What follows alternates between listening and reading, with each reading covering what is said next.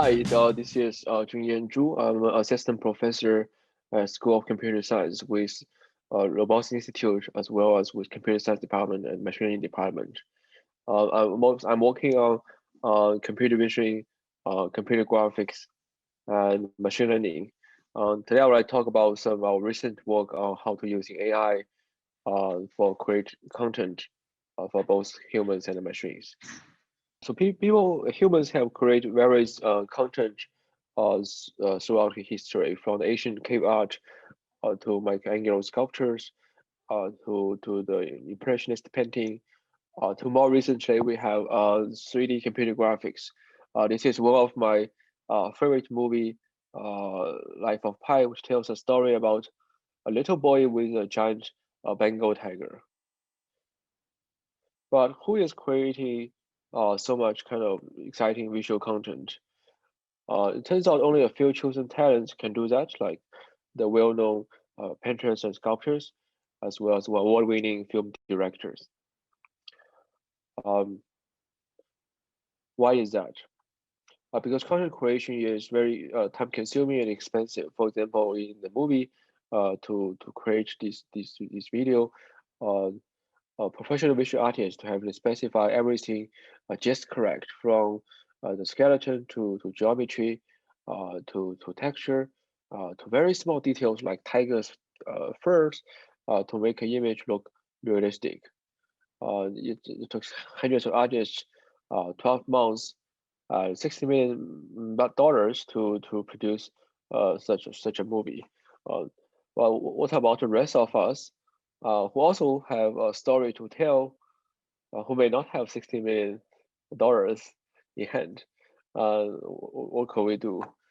So my long-term goal is to help everyone create visual content more easily, and my approach is to use machine learning and AI to first teach machines how to create realistic content and automatically. And human just does not have to create content by themselves. They just need to tell machines which kind of content they would like to have, and machines can fill in all the details. Some of our recent work includes pix-to-pix, which is a method which can translate an image from one domain, like this kind of sketch, to a new domain, like an image domain.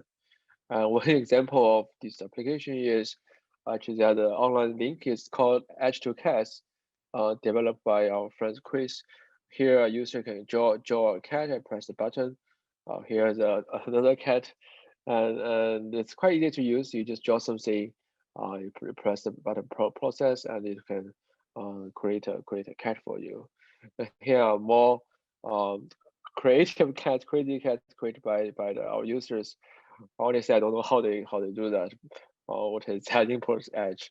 Um, Another system we have been working on is called Gauguin system. Here, the artist is demonstrating our system in front of 5,000 audience in SIGGRAPH, and the artist can specify which kind of objects they would like to draw, like either a mountain or water or maybe sand. And machines learn to automatically create this content in real time. And here, artist is adding some rocks to make this scene more vivid. So everything is running on real time, and we can add some cloud. Uh, the interesting part is actually machine learns to have a more foggy mountain here. It's less from the data by itself. And you can choose a particular style, a real image, and apply the kind of the style to these particular generate images.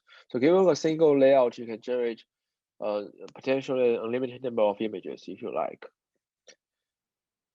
This interface has been used by several major film studios for concept artists. By concept artists, the idea is you can quickly before you are making a movie, right? You can quickly realize your idea without going through the full 3D modeling pipeline. Here, the artist can create a background and add some new objects into it.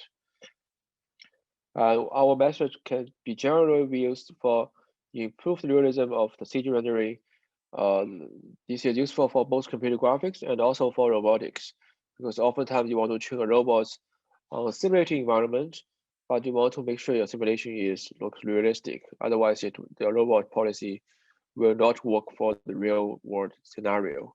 So here is a game, and we try to make it look like more like cities in German. So here we take a bunch of street view images from German city and try to make this game look more like a real world scenario.